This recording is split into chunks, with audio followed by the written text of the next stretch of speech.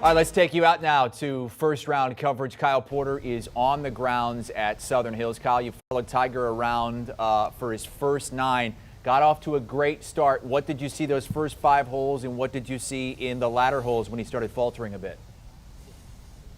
Well, he hit it great. I thought for pretty much the whole front 9. I thought it was actually kind of funny on the first hole because he makes birdie, and there was almost a sense of Jordan Spieth and Rory McIlroy made par, and there was a sense of, okay, here we go again. Spieth and Rory have been playing great, have been playing a lot, and Tiger just kind of comes out of hibernation to upend them again. But, you know, the thing, Chris, that really stood out to me as the front 9 wore on is Tiger was taking a lot less club off the tee at times than Rory and Spieth, and that seemed to catch up to him a little bit. Those guys were on some holes 30, 40, 50 yards ahead of him, and, you know, that was his plan going in, to hit that kind of 2-iron stinger that he hits off the tee so often and so well. But it did seem to, that distance advantage seemed to play better, obviously, into Rory's hands. He shot 31 on the front and left Tiger a little bit vulnerable into some very difficult pin positions that he had to hit irons into. So that, to me, was a little bit of the difference between how Rory played and how Tiger played on the front 9. Tiger has bogeyed 2 of his last 4 holes. He sits at even par, making the turn back to the front 9, and this is the first hole. We saw him pitch out from behind a tree on his second shot, so this is his 3rd at the par 4, and that is not going to be an easy par putt at all.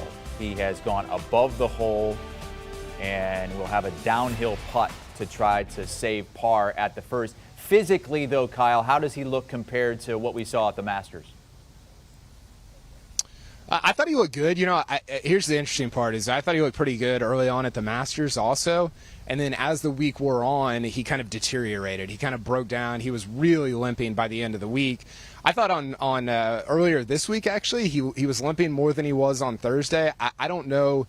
It's really hot out here right now. I don't know if that's helpful for him or hurtful for him, because I know that that's easier for him to kind of get warm, but it might be too warm at some point that he kind of starts to break down a little bit. So early on, he looks good. The swing looks really solid, and I think that bodes well. I think physically he just feels stronger than he did at Augusta National, which if he continues to swing the way he's swinging, I think he can play pretty well. The problem here, Chris, is that you can't put yourself in bad spots off the tee. Even if he's hitting that kind of cut iron shot, if he's really far back, these pin positions are pretty nasty even early on Thursday, and the wind is only going to pick up. So he's got to leave himself good spots off the tee to be able to hit irons anywhere close to put a score together at Southern Hills. And he didn't do that on his 10th hole, the first hole on the course. He goes right, he's behind a tree, pitches out to in front of the green, and then chips up to, 15 feet or so down the hill.